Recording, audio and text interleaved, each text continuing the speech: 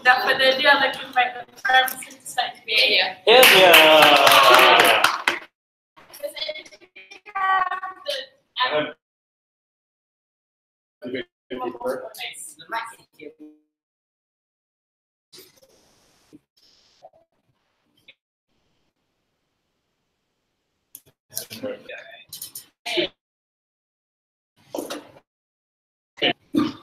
You don't have to do it.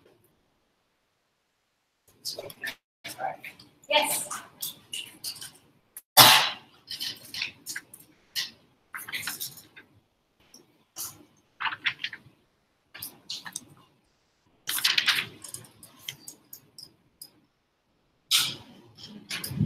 The problem with heightened status quo isn't that people cheat. Cheating is bad, we all agree that. But it's the problem that people cheat and they don't change, don't realize the mistakes, people don't realize because they're not the fact that when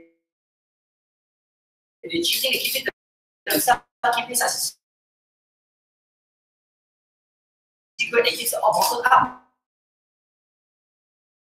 And eventually, it gets so big that people tend to make even worse decisions, and people are unable to demonization.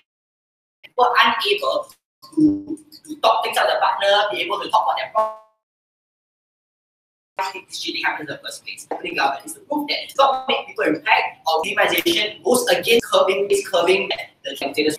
Now, first of all, we start because it's not demonizing, agreeing that cheating is okay. We do not think cheating is okay at all. Cheating is still wrong. But the fact that when leaders start this way,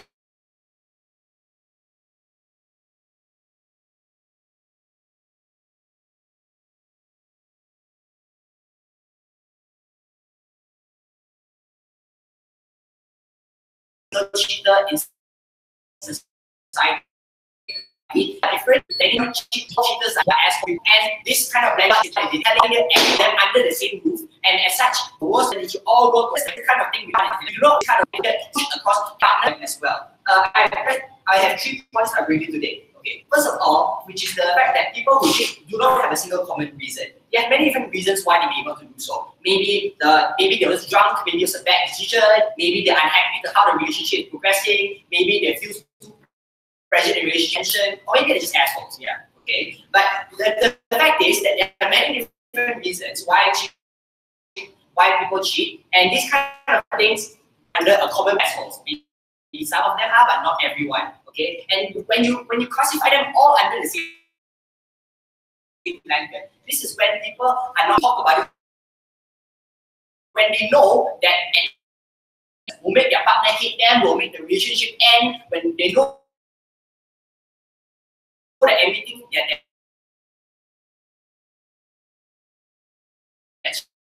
cheaters will make their family disown them, will make them charged by the police, everything all this kind of thing. That's the point. When they keep it a secret, their phones, computers, and their stay out with the expectation on the fear that because of the mindset that cheating is so and because cheating is so demonized, they're saying they will lose their partner.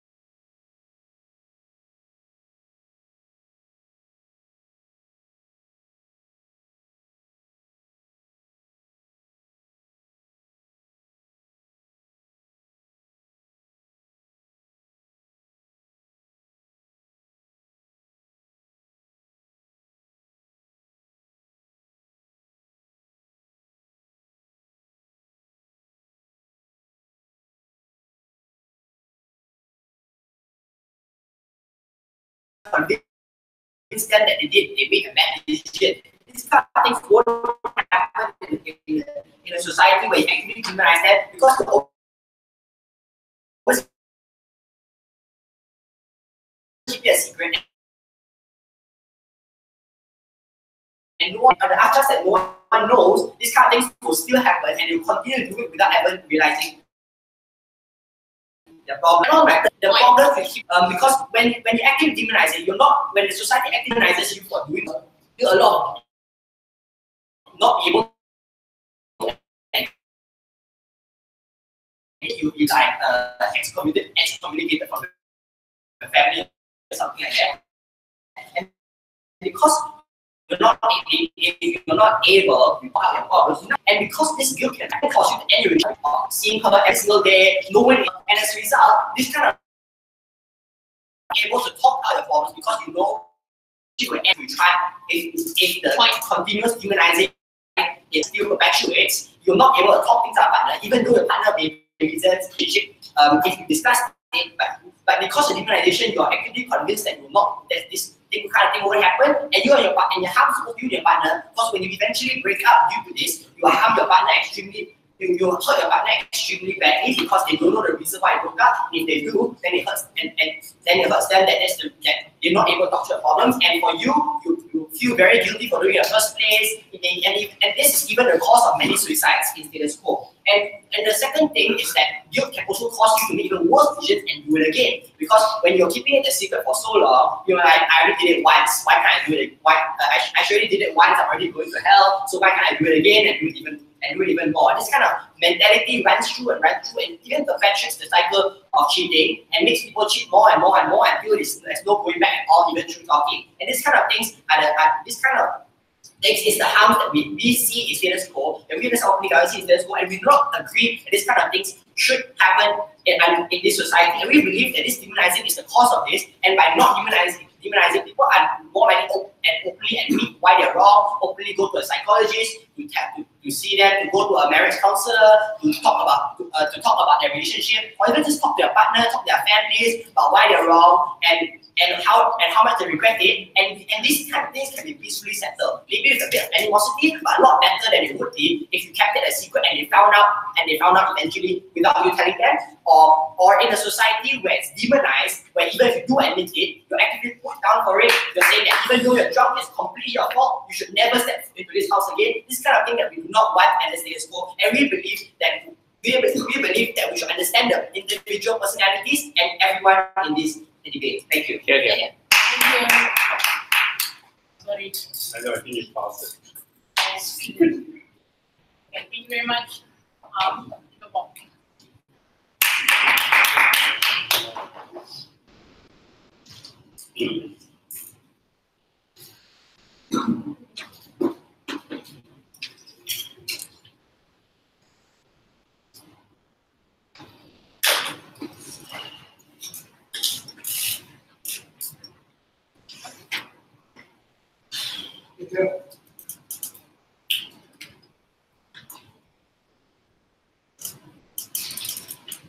The government's case is basically individuals who are demonized, oftentimes oppress themselves and cause themselves to be harmed in the instance in which you can talk to individuals, you can prevent closure, and a lot of these things behind it.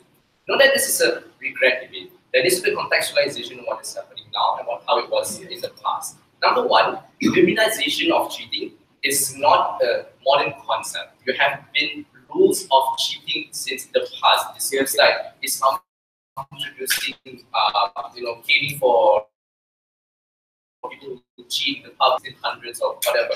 This means that this concept is not new.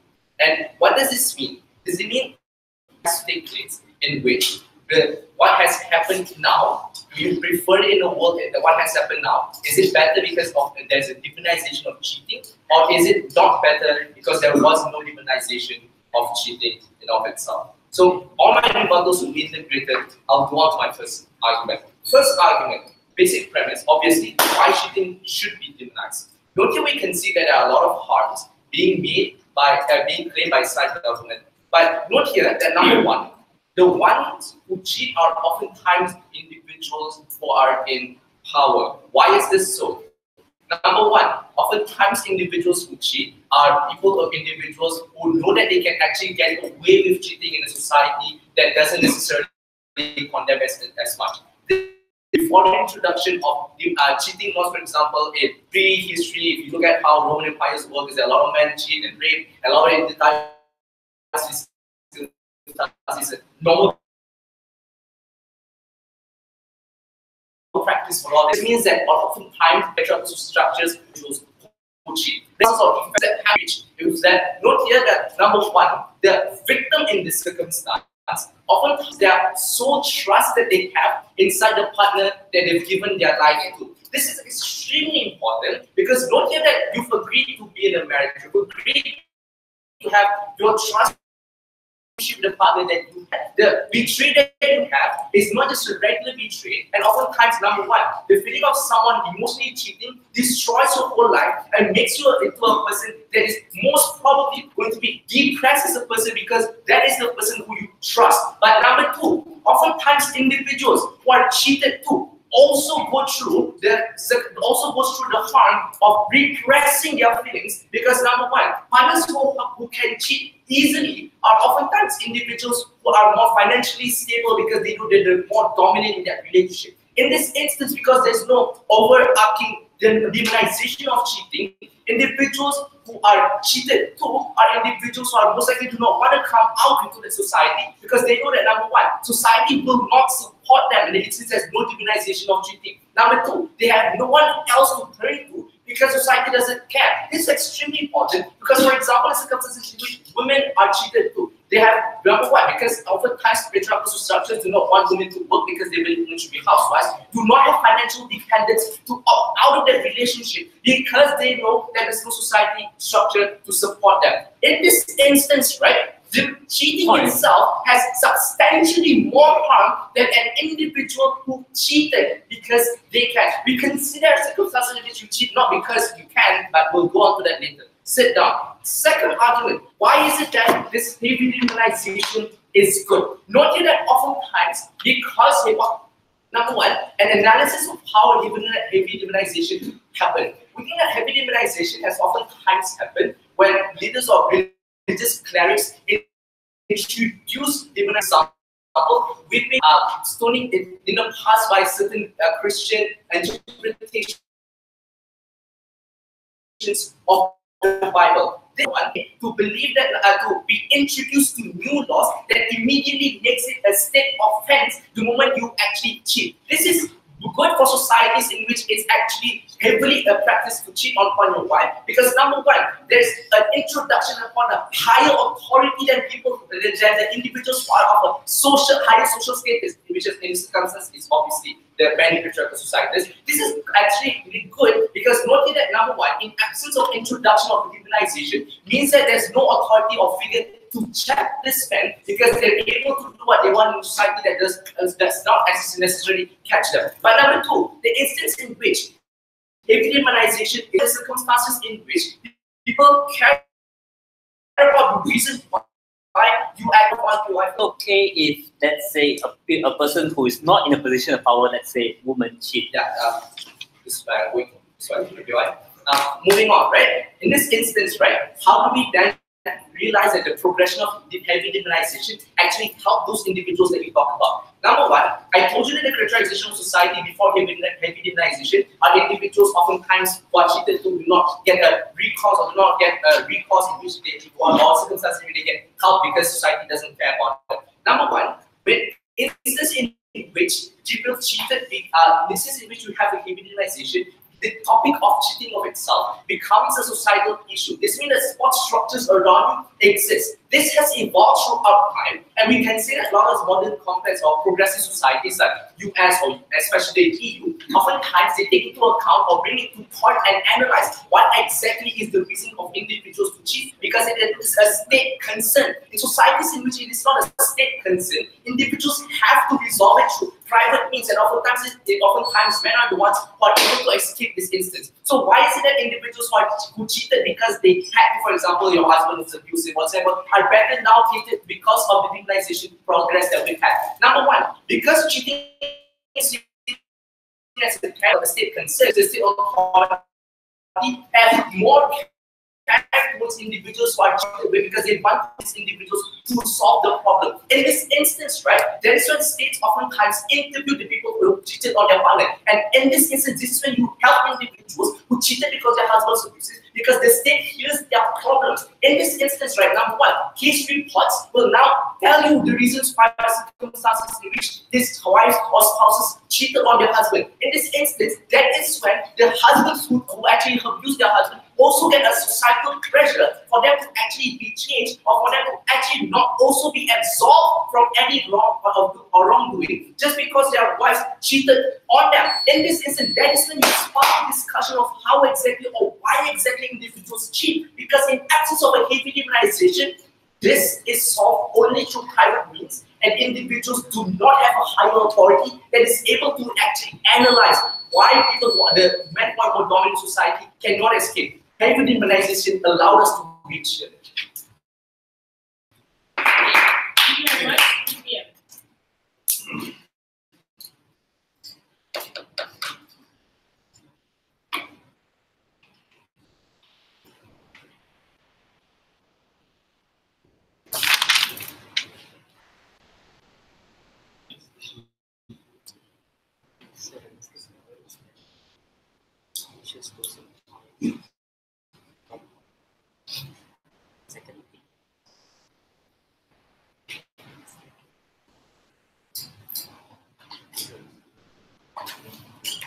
Just a public service announcement. The things I'm about to say are purely, I don't know that. To get a few things straight, I think a large part of the work's case, they are hard on serious. We don't necessarily think serial cheaters are part of the debate. Why is this so? Because on the other side, they say serial cheaters are going to do it anyway. So we don't necessarily understand why demonizing will suddenly change the minds of the serial cheaters anyway. They need to talk about the individuals who go through different nuances that end up in them cheating with their partner. Let's stop them from cheating at the end of the day. We're not going to talk about serial cheaters anymore. We don't really think demonization or not demonizing them in the debate. It's very simple for Muslim. By them the debate, why harming or like why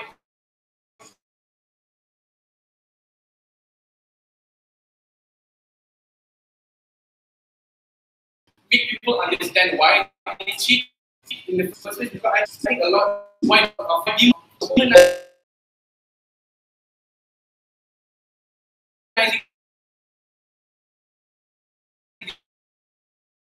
different people different experiences.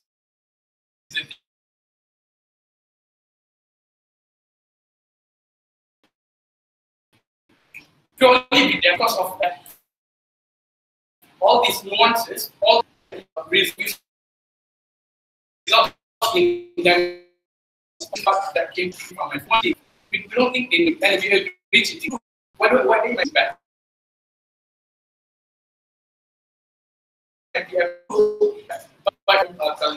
But we don't know to invest, and now we any of the justifications or any of the reasons as to why they cheated, they're an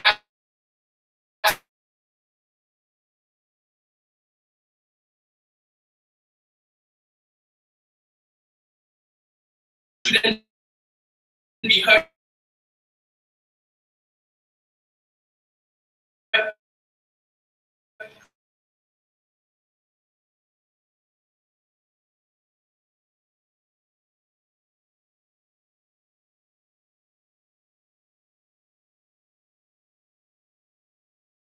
Cheating is wrong, therefore we should just shut the fuck up. We don't really think this is something that's great. Or we don't allow individuals to talk about their experiences. We don't necessarily think this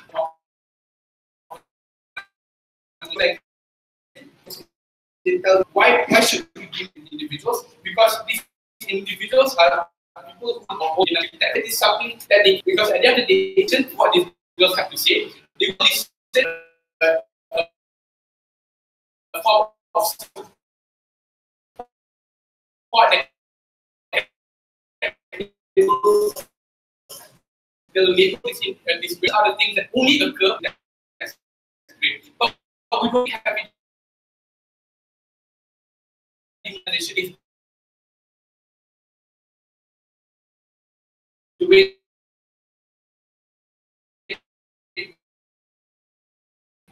tell people that their model is wrong. So the idea of victims to trust or in my argument, no, thank you. Was that does demonization because we have answers. Laws are just here went through this experience and cheated on these individuals who don't understand why they characterize a loss as something at the same as demonizing, and they need to clarify that in dialogue. So last thing is basically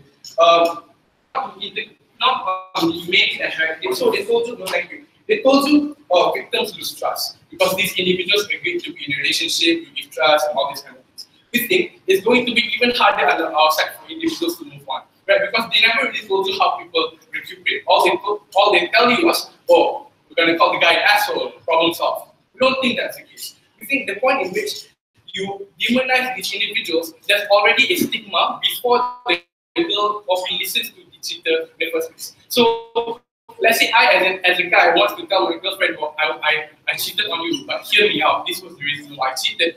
Then she's not going to care about whatever the guy has to say because there's already expressed our assholes, and they should never be listened to. This is the kind of harm that comes from you heavily demonizing these individuals.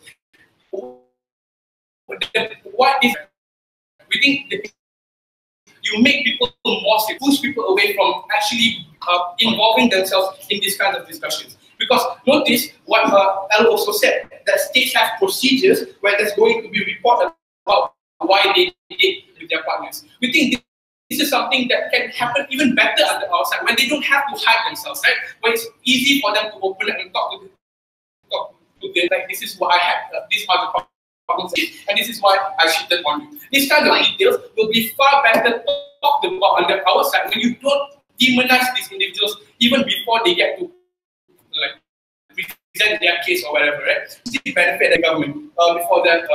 So in a lot of countries where it's not heavy, the United States has to trade with the US. This immunization that happens in patriarchal society, how is it better for private discussions? So I don't understand why they keep bringing law, right? Law, let's stay in the does not immunizing. Heavy immunizing means individuals on the ground, society, individuals, and calling them kinds of characteristics. These are not laws. These are things people say, or the words people use to describe you as an individual.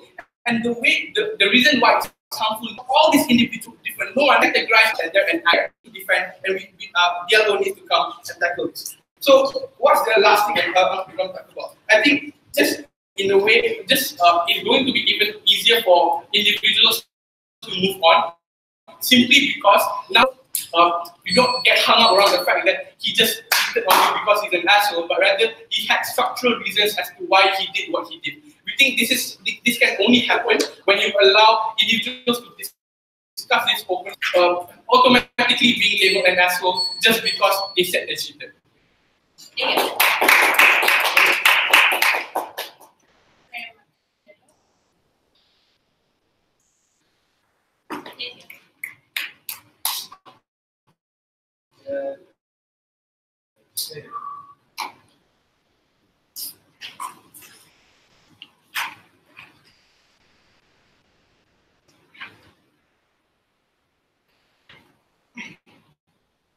And opening opposition's case was very simple.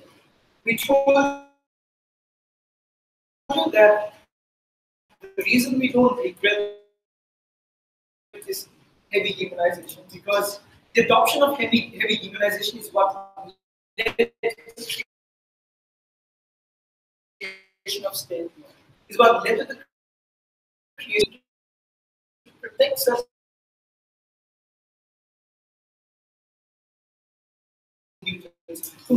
Someone is cheated on sort of protection towards these individuals. The basis of not because it has led outcome. The positive development stage where the state intervenes to make sure that individuals on the government that starts coming from opening opposition. But I'll context given the government. So I have one main argument about reconciliation.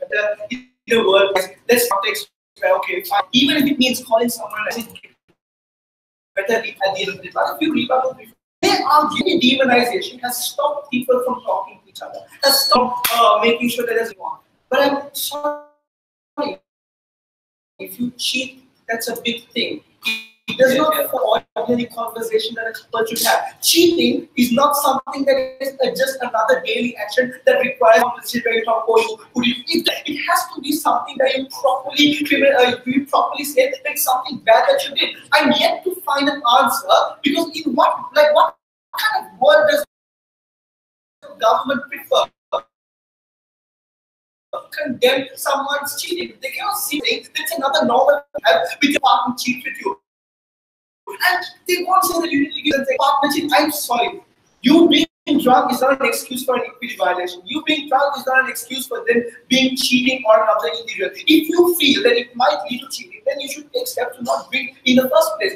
Here's how OO's context comes into it. We tell you that heavy demonization is what leads to people thinking twice before committing something. If it means that people are unhappy in a relationship, if the outcome of them cheating means heavy demonization, that means there's more reason for them to talk between their partners. There's more reason for them to have reconciliation, to understand what's going on in the marriage. Side opening government tells you that people do this only if there's no heavy demonization. But there's a few problems with that. People who want to talk would usually talk before cheating, or they would usually talk as opposed to cheating as a whole. That's what people usually do. If they feel there's something uncomfortable, they would usually talk about it. But the people who go to the extent of cheating in a relationship are people who will not want to engage in a fruitful conversation with your spouse/partner because they know that this is not engaged in a particular conversation. Here's why you need heavy demonizing, to incentivize people to make sure that there is some sort of conversation that takes place before you engage in the act of cheating. I am yet to see an answer coming from the government as to how the dynamics will change in the absence of heavy demonization. Let's look at countries like developed countries, US, UK, for example. I think the idea of being called an asshole, or being called such a bad guy, is something good. Number one, because you now know that the people who usually cheat are the people who conversation first. People who take up a conversation before unhappy. This means now you just from this particular person can be anyone, or woman, or anyone, to protect from having any sort of relationship with this individual. Because now the fact that he or she they are labeled as an asshole or someone means now you would take precautionary measures before you would want to engage in a relationship with this person. This is extremely important because in the absence of demonizing these people, you don't know whether there's someone safe to approach in order to have a relationship, because you would never know what exactly went on in the previous relationship of that particular individual. In the opening government's world, what usually happens is people who do anything and they take cheating as a very light offense. They take cheating as something that's extremely normal and daily.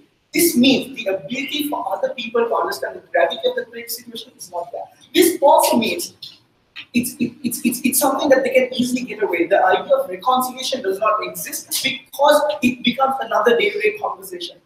This means that in the future, the ability for people to keep the sanity of a relationship, for the love of a relationship to grow, is far less because cheating becomes just another normal thing. It's just another thing where it's not taken as a huge offense at the end of the day. The ability for individuals to maintain the sanctity of a relationship in the future is lost because of this particular idea.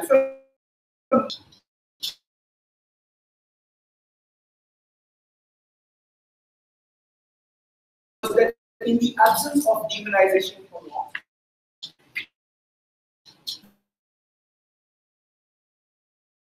so this leads to my thing happened. What I told you also is that it's not even a human around society.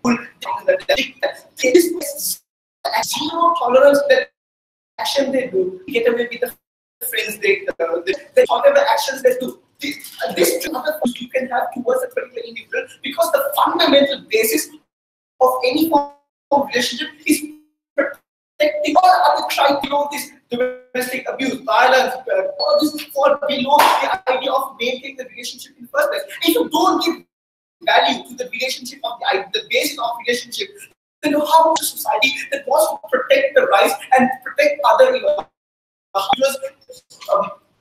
protect other individuals from this particular relationship at the end of the day. This is why OO's case is extremely important.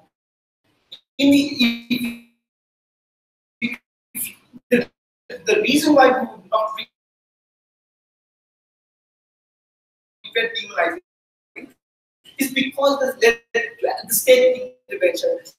It has led to the private conversation becoming something broader, where the state makes sure that your story comes out. The people who are being are actually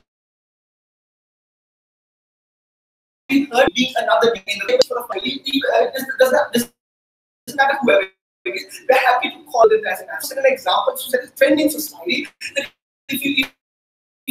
if the big push everything else are too opposed.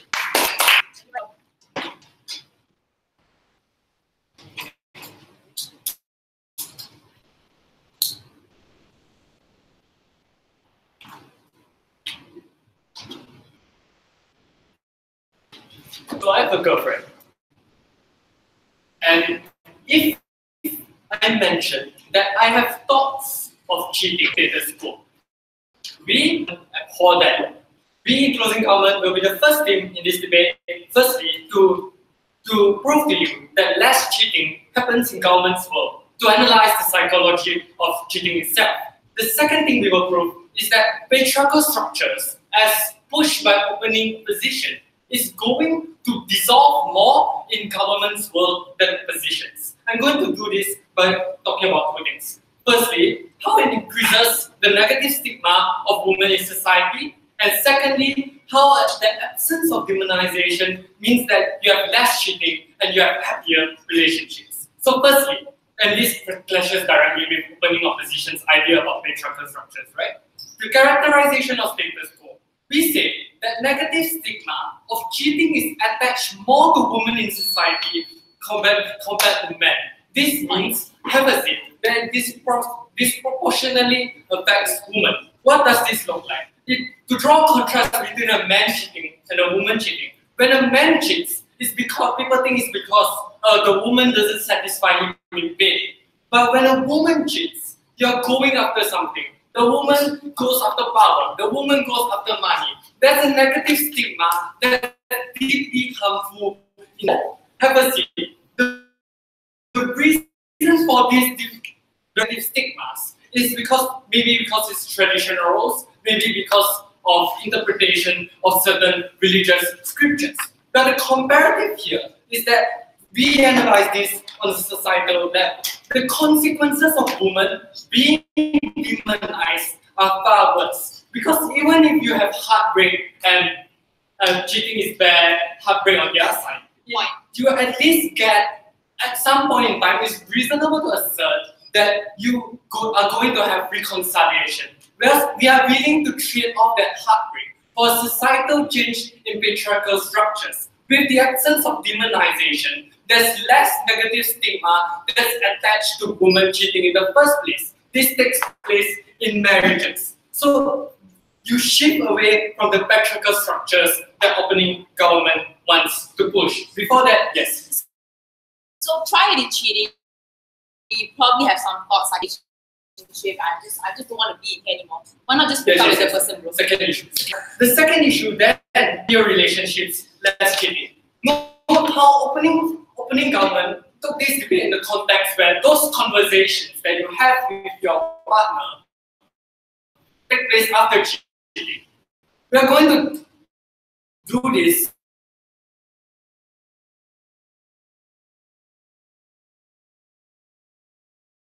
take it and say,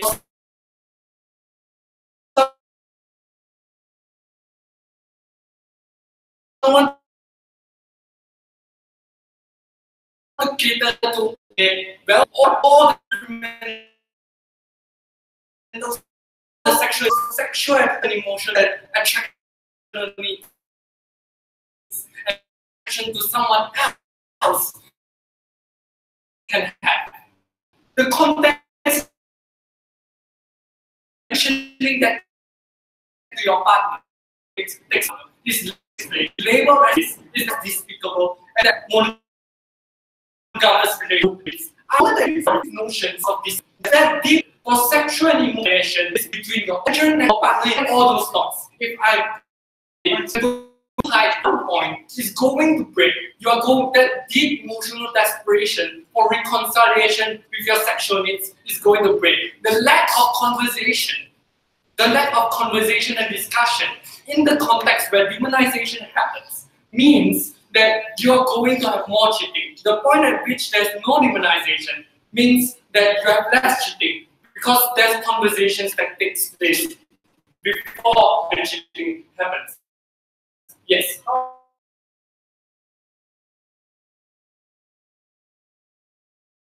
Exactly. It's considered both sides.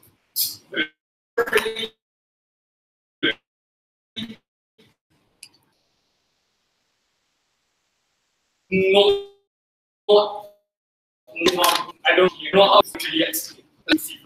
I tell opening I don't feel like that's bad.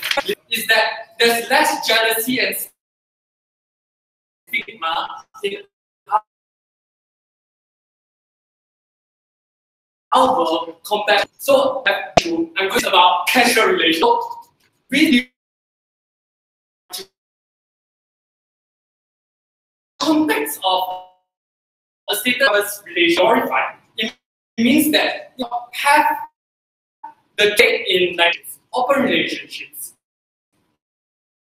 We think that this is good to the idea because when demonization, it means that there's less negativity to relationships because of choice.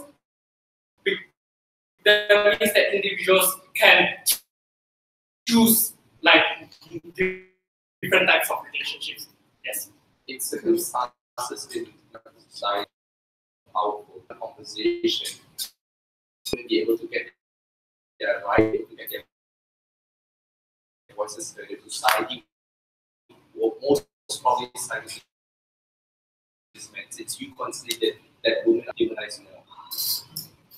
When in a relationship, the woman thought is patriarchal structures change. When demon you don't, then there's no change lah. So like we have proved to you, our worst case, they put that cheating is bad. But at least relationships are happier. At least you get certain conversations that may shift over the long-term patriarchal structures. Their best case is my state intervention can punish those who cheat. I have check and balances. But how does that look like? The demonization of cheating, rightfully pointed out by opening government, isn't necessary for that intervention to happen. But it's better in our world because you get nuanced discussions between relationships. And that's the benefit on our side that you have to engage with. We have proved that demonization is not necessary at all. Thank you. Sorry, names one. Yeah. President people.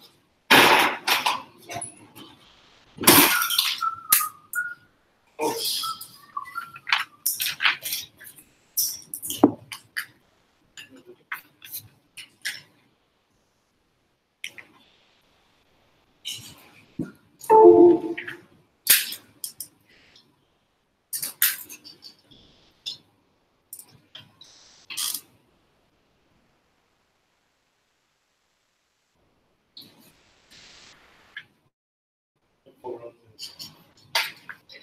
So I made an extension, I dropped out.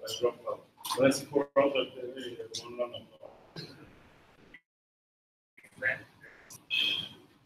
But just that Bangladesh doesn't have Red Bulls like 7-Eleven does. I had 2 of them today.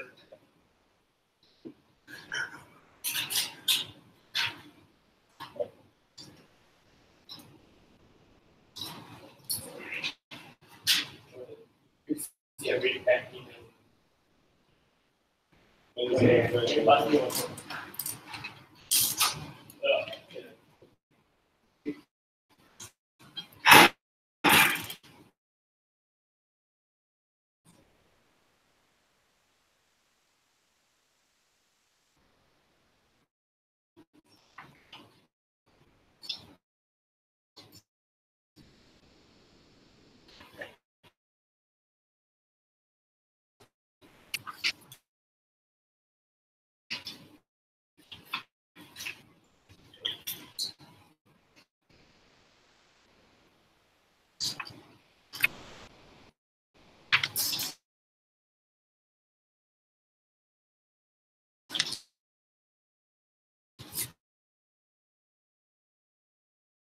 And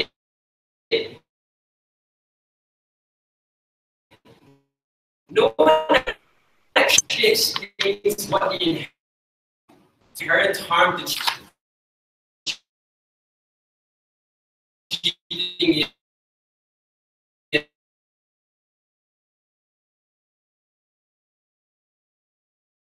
or whether we should justify any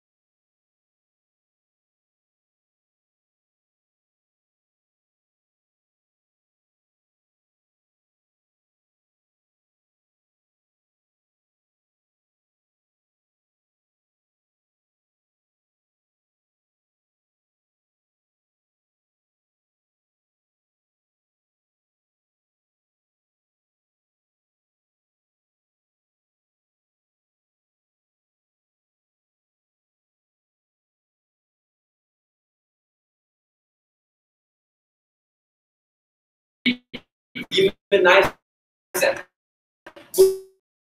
Of heavy demonizing would achieve less. The outcome author has directly responded within my issue as well. The last thing that they do suggest before I move on, that they have no opportunity to participate in casual relationships. I actually think that this is quite irrelevant from the debate for a few reasons. That, like,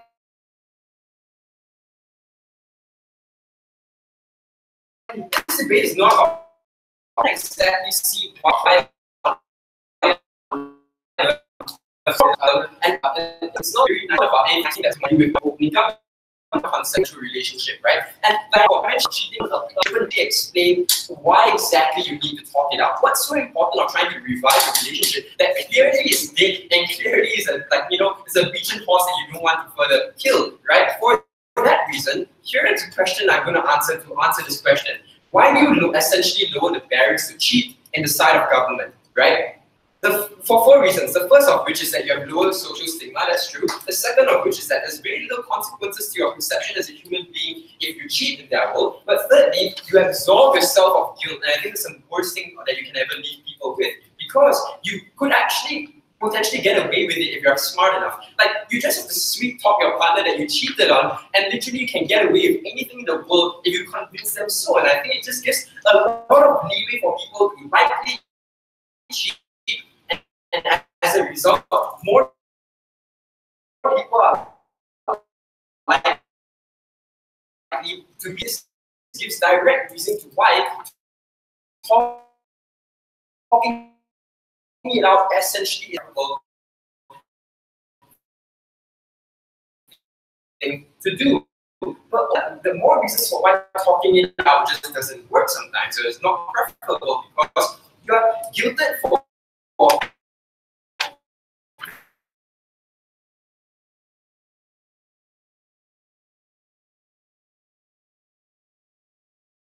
very often you are guilted, and this cheating is weaponized against you at the diplomacy. So, to get enough attention, I think that these comments and statements should not be given any more. I failed in our relationship, and for that very reason, you probably become a wake-up worse as a result of it.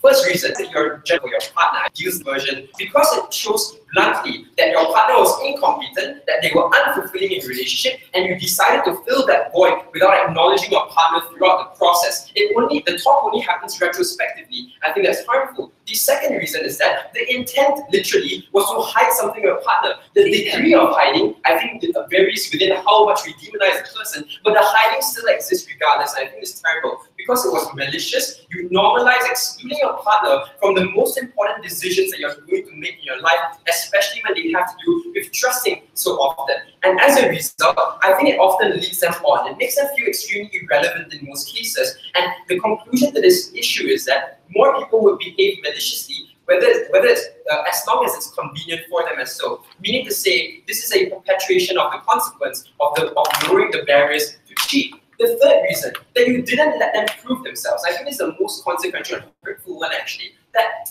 when you're cheating, at the back of your mind when you're talking to someone, you know it doesn't matter what people say anymore. You don't know it doesn't matter what she says to you anymore. Because at the point that you disagree with her, it's waiting for you at the back of your mind. The person you're cheating with, or whatever you're cheating with, right? And when you can find alternatives to cheating easily, you have no intention or less intention to reconcile or to give full attention to the people that really should matter to you the most, the person that you're dating. And I think the conclusion to this argument is this, that relationships and cheating deserve a zero-tolerance policy for these reasons, because you literally are maliciously backstabbing the person, and as a result, in all cases, it hurts your partner and should not be justified in any way. What is the alternative that we posit here, and what is likely to happen if we demonize cheating so much?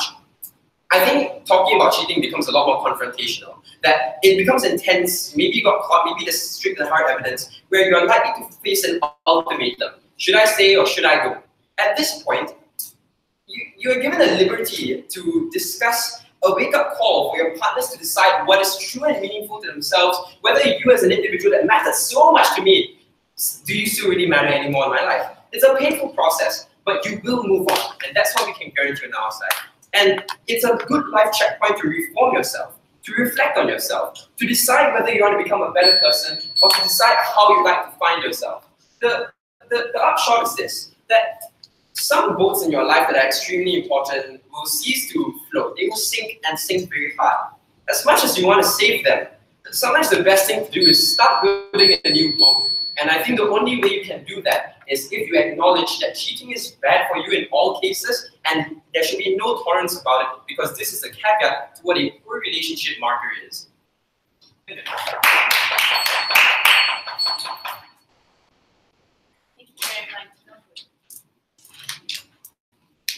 Sorry, who's for hand? Sorry.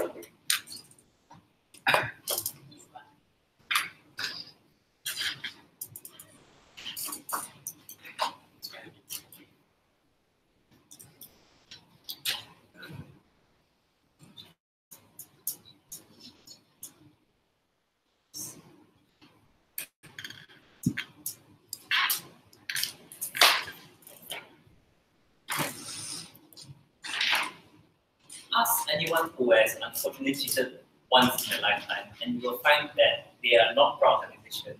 The reason why is that so it's not due to the demonization, but the fact that they have committed an action that truthfully and deeply hurt their significant partner as well.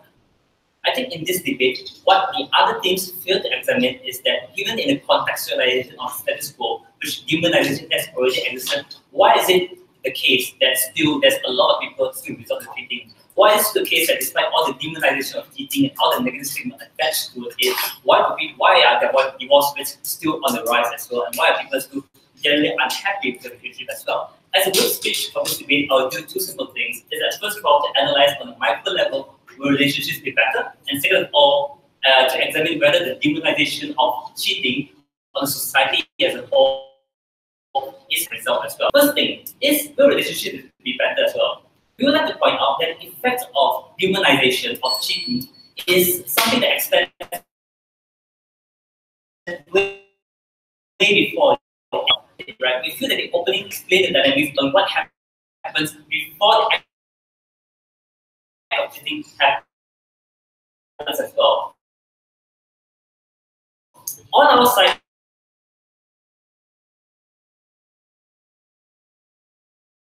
it's impossible to derive all the spiritual, physical, and sexual attraction from simply one person alone as well. Therefore, we feel that it's reasonable to assert that it's inevitable to find certain traits of other people as something that's appealing as well. Unfortunately, what happens in the status quo as well, due to the characteristics, as rightfully pointed out by members of the law, that the culture of glamorization of monogamy, or the fact that there's a huge negative stigma attached to even the thoughts of being attracted to other people, to the thoughts of being even a bit intimately close to other people, means that there's a point of time where when you show the signs of even having the thoughts of it, or even the interpretation of it, is a time where people are more likely to shame you, and people are more likely to label you as acting to that level of a cheater as well. What happens after that? The fact that there's so much more negative stigma and so much consequences to even express the thought of doing it means that people just stop expressing their feelings in general. People stop being open about their temptation and open about their feelings in general as well, because they assume that the unending love, the loyal love that you can only love one person, being attracted to one person alone to the day of your death, is something that's foundational as well. What happens then? You accumulate a lot of dissatisfaction due to the fact that you can't derive all the satisfaction from your partner. You live in constant discomfort, not only being able to deprive, not only being deprived of all these kinds of needs, but also the fact that you can't even openly reconcile, you can't even openly discuss with your partner as well. Therefore, the exclusive benefit that happens on CG side is that you cannot have, without this kind of demonization happening and without all this negative stigma, right? At least you have a platform. You have an open communication with your partner as well. Under their world, the comparative is that they have no means to reconcile between couples and decide what's the next step for them, what's the compromise that can be reached between couples as well. Comparatively, I think their side is a side where people suppress needs generally and they resort to cheating, and they are more likely to resort to cheating in order to fulfill that kind of satisfaction. Either that or the relationship is something that's likely to break as well. Then CG suggests that if that's the case, why not just break up in the first place if you're unhappy with the relationship as well? We feel that burden is very impractical due to the fact that all relationships are bound to have certain dissatisfaction as well. Everyone will be in a relationship with probably that quarrel or be dissatisfied in certain aspect of partner as well. We don't think that the perfect relationship can be found, and open communication and a human being is the way to go as well. Or instead that. Second level of analysis is that we tell you that distrust and more generally stigma is something that's bound to happen as well. Since the conversation about attraction is something that's unlikely to happen due to all the negative stigma, right? I think the couples, in order to be feel secure that you're not cheating, have to resort to be more controlling, distrusting manner. This is like, for example, checking your handphone, or be that demanding your whereabouts 24/7, or be skeptical about your co-worker whom you always hang out with as well. In conclusion, I think we can reasonably assert that our relationship is one that's more communicative and provides more space for couples to generally work around to improve the relationship as well. And then CG comes out and talks to you that talking it out first, but that if you remove demonization, cheaters can just sweet talk in general as well to get away with it. I feel that that's really unfair because it implies that all kinds of partners resort to manipulation to cheat as well. But even then, I think that yeah, sure. So if you can't even learn how to healthily talk about problems with your partner, why do you deserve this relationship? Your side sounds like it's going to prolong more toxic relationships that people don't even want to be in. So the reason why people can't healthily talk is because just the act of talking about it means that there's negative stigma attached towards you as well. This is why they don't want to talk about it in the first place as well. And the whole case for the lower barrier of cheating, right? I don't know what that is about. I think they need to address the why the reconciliation isn't something that's preferable in the first place as well, considering that cheating is inherently carries an unfinite which means that you think you on someone else as well. Second of all, whether society is better, I think OG comes out and tells you that it needs to check and balance of the court system as well. Our response is that we think that the checks and balances of all the court system is not dependent on the demonization as well. In fact, it's better. Why is it so? For example, take killing, for example. Although killing is generally assumed as something that's bad, but there's a difference how court interprets killing with intention and killing in self-defense as well. Yes. The same thing that if you don't have demonization towards cheating, you can have a more objective discussion on why you cheat. Is it perhaps that your husband constantly verbally assault you? Is it because, like, for example, you don't get certain financial needs as well? All these things should be an element that's discussed in the court as well. Second of all, no sit down. Second of all, I think that the idea of punishing those in power is something that's wide one-dimensional because it depends on very generalized characteristics of the society as well. If it's really that in power, I think that demonization won't threaten that power because how does it affect financial status, how do people know we cheat, etc. as well. Our case is that we tell you that even if you engage in that context, right, women who are not subject to the same standard of society, we are going to be powers. Why is it so? We see certain laws, for example, in Islamic law, where a man is permitted to have 4 wives, but a woman is not, and is expected to be in specific servitude. Means that in certain society, men are entitled to more avenue for these kinds of needs compared to women as well. Second of all, not mentioned, negative stigma that's attached disproportionately more of women as well. Therefore, we think that even if your demonization can somehow prevent cheating, right, we would rather treat it off because of the fact that the consequences on this woman being applied disproportionately is something that's far worse than the consequences of men cheating itself. At least one is covering, and the one is literally sometimes resulting in stoned to death, literally resulting in shaming throughout your entire life, even though you have such a perpetual unhappy relationship yourself. For all these reasons, we are proud to propose. Thank you.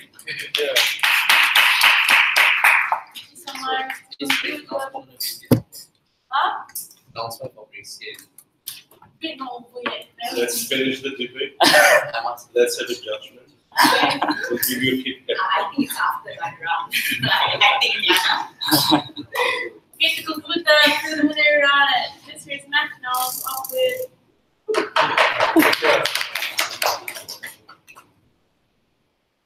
I just want to point out 2 things. The first thing I want to point out is that I really am interested in the fact that this entire bench can talk about how sad the person that cheated feels, how horrible you feel, how guilty it feels to, to cheat. But then the person that was cheated on, I'm quite sure that person also feels really sad. The process in which the trust was betrayed. The second thing I want to say is that I think the entire Gulf bench is one that talks about very specific stakeholders. This means in some circumstances, some women was harmed more than some men. Very specific circumstances and very specific stakeholders.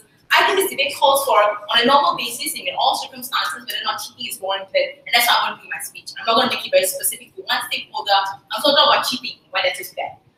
Although cheating is my speech, the first thing I'll do is talk to you about what Daniel said. I don't think it was responding much to my view. The second thing I'll do is take out CG, and then I'll take out OG. Then I'll talk to you about 2 things. The first thing I'll talk about is the inherent idea of what cheating is and why that is bad.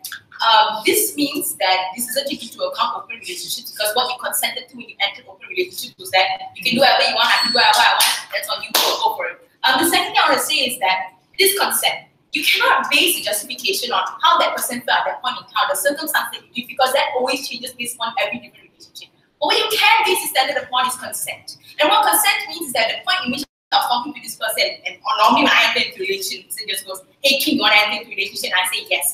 Saying yes means consenting into certain things within that relationship. This means I consent to being exclusive with you. This means that I put my trust upon you to be that person that I will protect. And like we are just belonging to each other, and there is no other party that's interested in. And those are the terms that we consented to. And that's why it's okay for us to have demonization, because based upon the consent that you first portray towards that person, and then therefore expectations were placed upon each party, that's why it's okay for us to demonize you. The point in which you break that promise, or the point in which you break that consent in the first place. The second thing is that why we definitely make relationships better. Then you talked about a couple of things that prior to cheating, oftentimes you will have thoughts and you're not sure whether you want to enter this relationship anymore or whether you want to be there. We posit that if you take out cheating in and of itself, we allow people to have a clearer version of what relationships are. This means if the only way for you to have an opt-out is to either break up with that person or stay with that person, we think we make you fight that fight a lot faster in comparison to have a one-off cheating session where you feel guilt, where you cannot solve the problem, etc., etc. We think under our side of the house, when we take out the idea of cheating, we make sure that you don't cheat, then you talk about the problem a lot faster. If you want out and you would like to have it out of that relationship, then go for it. And the thing is that, like, if you really do want to be with this person, then break up with that person. If anything, you are resolved off that guilt, whatever you want. And I think that's just a pretty damn great thing. I'll take out CG now. The thing that CG said is that we need to have reconciliation, and there's a lack of communication because of this. I want to make it very clear. Demonizing doesn't equate you to talking about your feelings. This means that the only reason why we are against cheating is because, number one, You did it before the other person even knew you did about it. You hid it from the person. It was very malicious at the end of the day. The third thing is the fact that you decided to fix a circumstance on your own basis, knowing there was another party involved in it. That's what cheating is. That if you didn't cheat at all, and I go to you, you talk to me about your problems, meaning, look, I'm not very happy with you, you don't please me as much, is it okay if we break up and I go to someone else? That does not constitute cheating. Talking about your problems is what we would like you to do on the side of the CO, because that doesn't hurt anyone. And if anything, you come to a conclusion together. This means that both you and your partner can either agree, maybe if I'm not making you happy in bed, I can fix my problems in bed, or like etc. You can talk about the problems and then both of you come to a conclusion together. That's why it's not bad. And talking about it isn't very bad, because then the person isn't blindsided by the action that you've done in the first place. Here's the comparison. The comparison is the under government side. You've made that choice without the person, and you harm the person for making that choice, because you prioritize that the person has some expectation based upon you, and that's why the person is angry. Not by the fact that you are unhappy within a relationship. Normally within breakup, you don't demonize the person that broke up with you. Oftentimes, relationships just don't work, and that's fine. Under the side of opposition, like if you do cheat on that person, I think it is a conclusion that you guys didn't resolve together. Therefore, it's easier for a person to be more angry than another. The second thing I want to say is that you make people more willing to talk about it when you don't allow cheating to be an option, right? This means a couple of things. The first is that if you really wanted to cheat, that means you're really unhappy. The conclusion of the option that side C wanted to deposit to you was that we talk about our problems and then come to a long-term solution. I don't think cheating is a long-term solution. The long-term solution comes from talking to your partner about this. If cheating wasn't an option and the only thing that you had to do was pick to stay or leave that relationship, I think you come to this conclusion a lot faster when cheating wasn't an option in the first place, because you're literally forced to make a decision. If you are really unhappy, you guys can just talk about it, break up. CEO is completely fine with that. But the point in which you do cheat, I think that's just pretty damn sad for the person that didn't have a way to say about it. In conclusion, this comes to two folds. The first is that if cheating wasn't an option, you come to a conclusion a lot faster when you're in a relationship to get out or to stay, and that is a really good thing to do. The second thing is that talking about it in and of itself, or talking about wanting to be with someone else, doesn't mean you are cheating. Therefore, we wouldn't demean you of that. If anything, you should talk about it, and that would be great. The third thing I want to do is talk about OG and why OG is false. Should demonization be warranted? Because OG says that number one, and their main justification is that when you were cheating, there were some circumstances. This means that probably you were drunk, maybe you were just unhappy in the relationship, and that's why it justifies you cheating. You just have a couple of things to say. The first is that because you cannot warn how people feel about this. This means that if the person felt more hurt than you, does that mean cheating is bad? If the person felt less hurt than you, does that mean cheating is bad or good? Because all of these things can change within the circumstance of who that people are concerned about. The study cannot be upon how that person felt when he or she was cheating. The study should be upon what you all consented to, the point in which you entered into this relationship. If anyone broke that standard, then you should be accountable for your actions in the first place. A couple of things I want to say. And why I justify demonization. The first is that a lot of times people, and then you're outside of the house, if consent was valid based upon when you did it or the circumstances you did it, I think number one, you learn the line of consent. This makes it very hard for you to expect what you want from your partner and etc. And that just makes relationships really hard to bear with in the first place. But the second thing I want to say is that a lot of times the person that was hurt didn't ask for this as well. No party asked to be hurt or no party asked to be cheated upon. I think because of that, the reason to pull back out of that promise first, or the reason to pull big that bullet and just hurt another person first, should bear the consequences of cheating, because you literally hurt another person in the first place. But the third thing I want to say is that, this might sound a little funny, but the third thing I want to say is that other people in relationships that did not cheat had opportunities to cheat. They could have gone drinking, they could have gone to a bar, they could have gotten drunk, they could have screwed around if they wanted to, but they chose not to because they consented in a relationship. This means if that person had pressure, the person literally told themselves that I'm not going to do this because I'm in a relationship, I think it's fair enough to expect it from another person. And the point in which the other person literally breaks that promise and subscribes or succumbs to the pressure of what means to be drunk in some bar, I think that the person should face some consequences of that action. In conclusion, I think this comes to a couple of things. The first is that because of our base standards of when cheating is okay and not based upon whether or not the person was drunk or in what situation the person is in, I think it should be based upon when you enter the relationship, the consent which you gave to the person. But the second thing I want to say is that if you cheated and you hurt another person, I think you deserve to better consequences. Thank you very much. Bye. Goodbye. Bye. So are we staying here or not? No, we're not. Silent. No. Where's the council? I don't know. It's here, so just leave and Just like the movie Silence of the Lambs. Oh, good one. I am telling you that. Are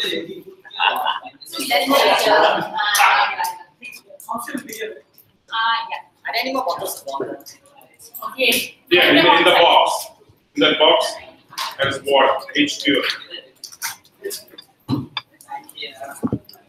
Going up.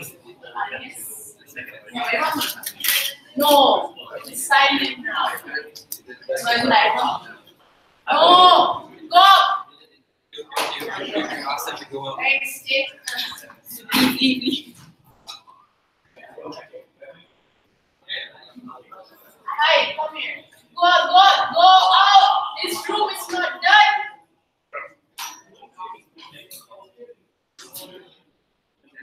Wesley, tolong tutup pintu.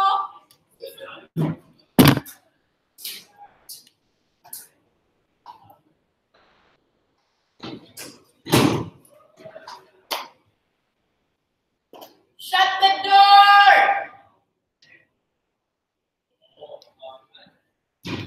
What's your name? Where are you from? What's your name? Oh, really? Are you ready to discuss? I have a decision. You ready?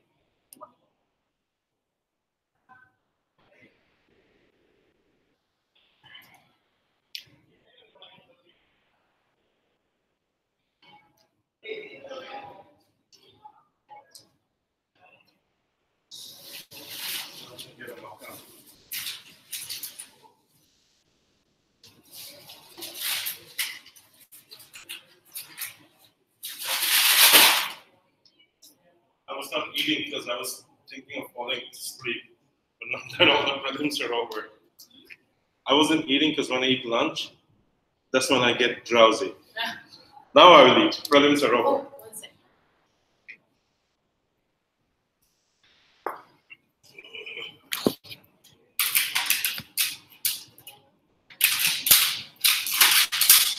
Stop.